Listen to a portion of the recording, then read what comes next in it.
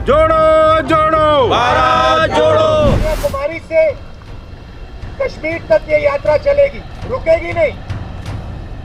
जैसे अभी देखो बारिश आ रही है, बारिश ने इस यात्रा को नहीं रोका। गर्मी, तूफान, ठंड इस यात्रा को नहीं रोकने वाली। नदी जैसी यात्रा कन्याकुमारी से कश्मीर तक जाएगी। राहुल गांधी की रिलॉन्चिंग या 2024 के लिए बैटिंग। भारत जोड़ो यात्रा का क्या है मकसद? क्या बैक सीट से पॉलिटिक्स करेंगे राहुल गांधी? क्या यात्रा से जन नेता बन पाएंगे राहुल गांधी? क्या कांग्रेस के बिखरते जनाधार को एकजुट कर पाएंगे? क्या एक मजबूत नेता के तौर पर स्थापित होंगे राहुल?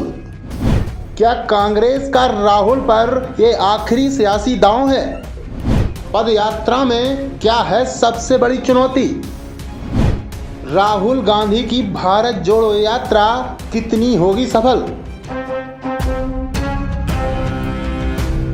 70 साल देश पर राज करने वाली पार्टी कांग्रेस का अस्तित्व खतरे में है। अब इस अस्तित्व को जिंदा रखने के लिए खुद राहुल गांधी मैदान संभाल रहे हैं। एक तरफ कांग्रेस की कमान गैर गांधी के हाथों में सौंप दी गई है, तो दूसरी तरफ राहुल गांधी भारत जोड़ो यात्रा के जरिए कांग्रेस को धार देने की कवायद में हैं। लोकसभा चुनाव में करीब 1.5 साल का समय बचा है, लेकिन देश की सियासी फिजा में अभी से ही चुनावी रंग घुलने लगे हैं। विपक्षी दलों ने एकजुटता की हुंकार भर दी है, तो बीजेपी 2024 में सत्ता की हैट्रिक लगाने के लिए बेताब है। वहीं कांग्रेस भी भारत जोड़ो यात्रा शुरू कर चुकी है, जिसकी अगुवाई खुद राहुल गांधी कर रहे हैं। हालांकि इस यात्रा को पार्टी गैर राजनीतिक और पार्टी को मजबूत बनाने वाली यात्रा बता रही है, लेकिन इसका सियासी मकसद जग जाहिर है। और ये भारत जोड़ो यात्रा जो निकाला गया है, ये ऑपोजिशन एकता के लिए नहीं, ये कांग्रेस को मजबूत करने के लिए है। इसका अगर नतीजा ऑपोजिशन एकता होगा, अच्छा है, हम उसका स्वागत करते हैं। पर हमारा प्राथमिक मकसद ये है, प्राथमिकता जो हम दे रहे हैं कांग्रेस पार्टी को और मजबूत करने की।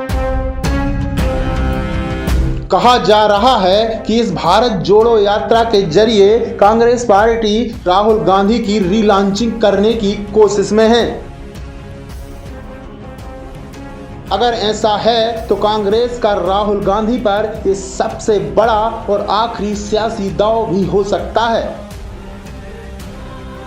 ऐसा इसलिए क्योंकि पिछले कई विधानसभा चुनाव में कांग्रेस को करारी शिकस्त का सामना करना पड़ा और इसका ठीकरा भी राहुल गांधी पर फूटा।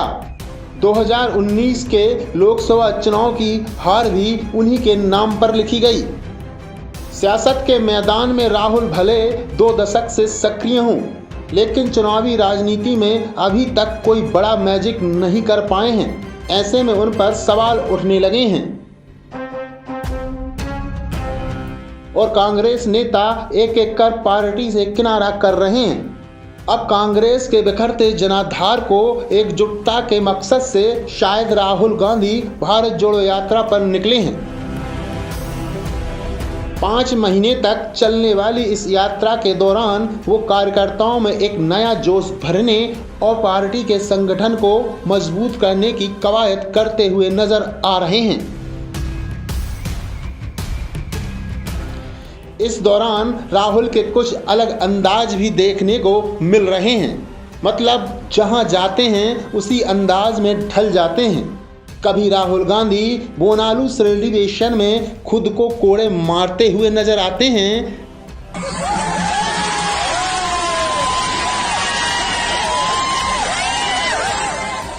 तो कभी राहुल बच्चों को कराटे सिखाते हुए दिखाई देते हैं।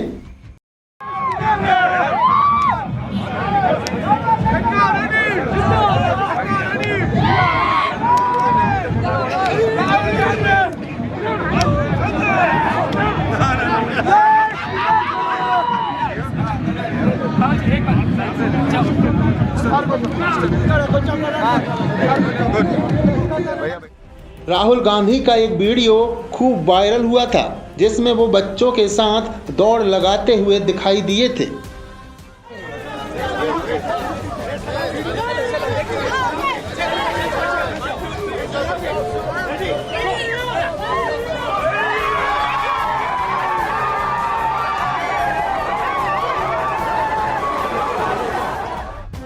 इस दौरान राहुल गांधी बच्चों को पीछे छोड़ सबसे आगे निकल गए थे।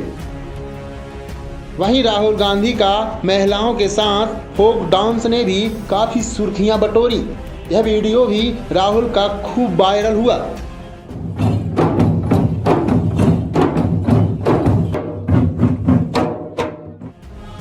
यहाँ तक कि यात्रा के दौरान राहुल बच्चों में इतने घुल मिल गए कि बीच सड़क पर ही क्रिकेट का ग्राउंड बना दिया और बच्चों के साथ क्रिकेट खेली।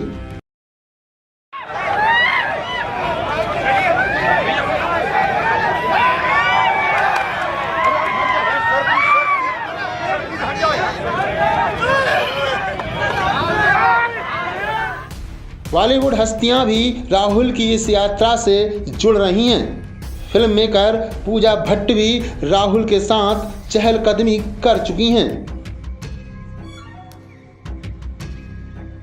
भारत जोड़ो यात्रा के दौरान राहुल का यह अंदाज तो खूब सुर्खियां बटोर रहा है,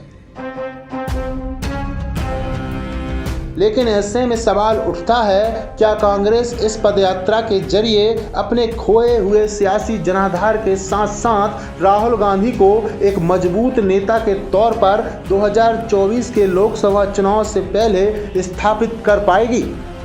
इतिहास देखें तो देश में कई पदयात्राएं हुई हैं। पदयात्रा का बड़ा फायदा भी तभी हुआ है जब इसका स्वरूप आंदोलन का रहा हो। राष्ट्रपिता महात्मा गांधी की दांडी यात्रा हो या आडवाणी की रथ यात्रा, चंद्रशेखर की भारत एकता यात्रा सियासी तौर पर काफी सफल रही थी। राजीव गांधी ने भी देश को जानने और समझने के लिए पद यात्रा की थी। तेलंगाना को अलग राज्य बनाने के लिए केसीआर ने पद यात्रा की थी। तो आंध्र प्रदेश में राजशेखर रेड्डी और जगन मोहन रेड्डी ने खुद को स्थापित करने के लिए अलग अलग समय पर यात्रा निकाली। इसका नतीजा ये रहा कि वो खुद बाद में मुख्यमंत्री बने। दिग्विजय सिंह ने भी नर्मदा यात्रा निकाली थी। मध्य प्रदेश विधानसभा चुनाव 2018 से ठीक पहले ये यात्रा निकाली गई थी। सचिन पायलट ने भी राजस्थान में पदयात्रा कर माहौल बनाया था। इसका नतीजा रहा कि कांग्रेस ने दोनों ही राज्यों में सरकार बना ली।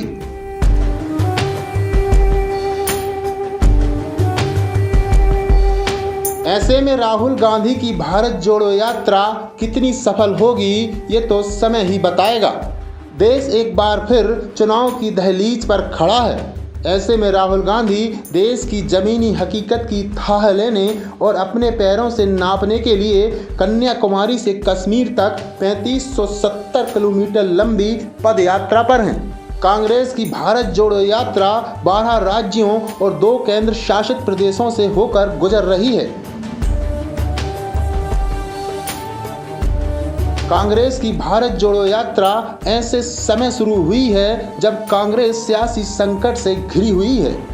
जब ईडी ने सोनिया गांधी को नेशनल हेराल्ड मामले में पूछताछ के लिए बुलाया था तो कांग्रेसी जमीन पर नजर आए थे, लेकिन ये मामला जनता के मुद्दे से जुड़ा नहीं था।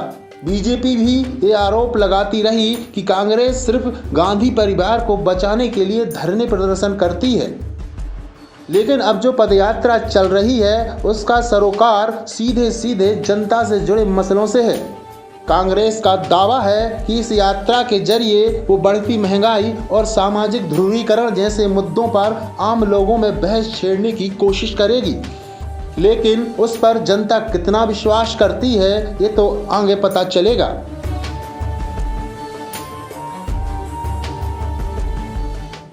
हर एक व्यक्ति का, हर एक संगठन का ओपिनियन होता है। बीजेपी का ओपिनियन है, आरएसएस का ओपिनियन है, वो ठीक है। हमारे लिए ये यात्रा जनता से जुड़ने की यात्रा है और जो नुकसान बीजेपी आरएसएस की विचारधारा ने देश का किया है, जो देश को बांटा है, नफरत फैलाई है, उसके खिलाफ हमने ये यात्रा निकाली। राहुल की पद यात्रा से आखिर ये राज्य क्यों है दूर? कांग्रेस की भारत जोड़ो यात्रा का जो रोड मैप बनाया गया है, उसके तहत ये यात्रा तमिलनाडु, केरल, कर्नाटक, तेलंगाना, आंध्र प्रदेश, महाराष्ट्र, राजस्थान, मध्य प्रदेश, उत्तर प्रदेश, हरियाणा, दिल्ली, पंजाब, चंडीगढ़ और जम्मू कश्मीर से होकर गुजरेगी।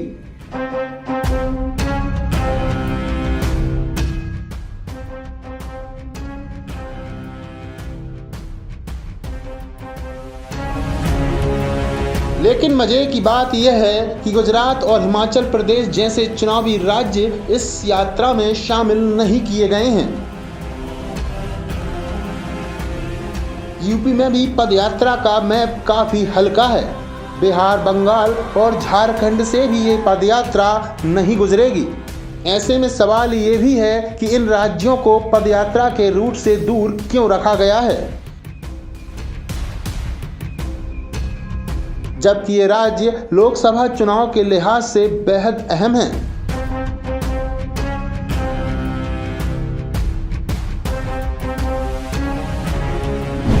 क्या बैक सीट से पॉलिटिक्स करेंगे राहुल गांधी? कांग्रेस की पदयात्रा को लेकर राजनीतिक जानकार ये भी कह रहे हैं कि राहुल गांधी अब बैक सीट से पॉलिटिक्स करेंगे।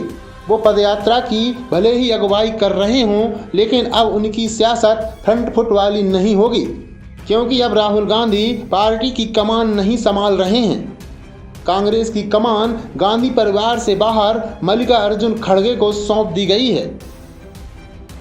राहुल गांधी आंदोलन की राह पर हैं और अब तक की उनकी राजनीतिक पारी को भी देखें तो कुछ ऐसी ही रही है। कांग्रेस G23 के नेता भी ये बात कहते रहे हैं कि राहुल गांधी NGO स्टाइल की सियासत करते हैं और फुल टाइम पॉलिटिशियन नहीं हैं। लोकसभा चुनाव से ठीक पहले राहुल इस यात्रा के जरिए लोगों के बीच पहुंचना चाहते हैं। ऐसे में माना जा रहा है कि पदयात्रा सिर्फ बीजेपी और मोदी के खिलाफ माहौल बनाने की नहीं है, बल्कि भविष्य की राजनीति में राहुल गांधी की भूमिका का एक तरह से निर्धारण करने वाली भी सिद्ध हो सकती है।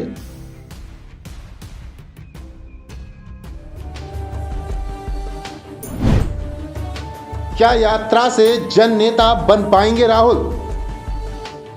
भारत जोड़ो यात्रा वाला कांग्रेस का यह कदम राहुल गांधी की छवि को मजबूत बनाने की कवायद के तौर पर देखा जा रहा है।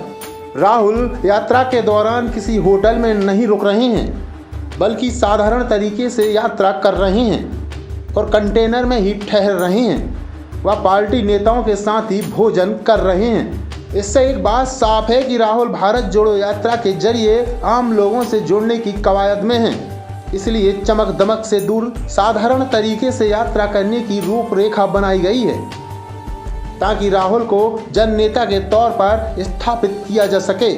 राजनीतिक विश्लेषक भी इसे 2024 की तैयारी मानते हैं और राहुल गांधी को जन नेता बनाने की रणनीति के तौर पर देखते हैं।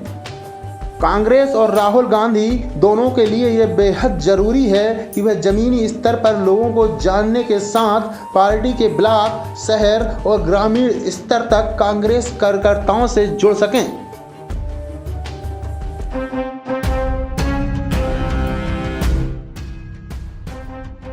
पदयात्रा में क्या है सबसे बड़ी चुनौती? भारत छोड़ो आंदोलन के 80 साल बाद कांग्रेस ने भारत जोड़ो यात्रा शुरू की है। कांग्रेस के भारत छोड़ो आंदोलन का लक्ष्य था देश की आज़ादी, जबकि मौजूदा यात्रा को लेकर भी पार्टी की ओर से राष्ट्रीय एकता की बात कही जा रही है। हालांकि तब दौर दूसरा था और अब दौर दूसरा है। पदयात्रा लंबी है, इसलिए चुनौतियां भी बहुत रहेंगी। कांग्रेस के साथ राहुल गांधी को भी समझना होगा कि प्राइम टाइम के साथ ज़्यादा सोशल मीडिया पर अलर्ट रहना होगा। कुछ दिन पहले महंगाई के खिलाफ हल्ला बोल रैली में राहुल गांधी के आटा और लीटर को लेकर बयान पर जिस तरह की प्रतिक्रिया देखने को मिली, उससे पूरी रैली उसी पर फोकस हो गई। आटा 22 रुपए लीटर, आज 40 रुपए लीटर। राहुल गांधी का यह बयान जमकर ट्रोल हुआ। एक तबका इसी इंतजार में रहता है कि राहुल गांधी कब इस तरह की चूक करें।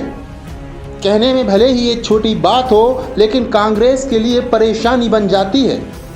ऐसे में देखना है कि भारत जोड़ो यात्रा कांग्रेस और राहुल गांधी के लिए क्या संजीवनी बन पाएगी। टैक्स रिपोर्ट, मुंबई महानगर।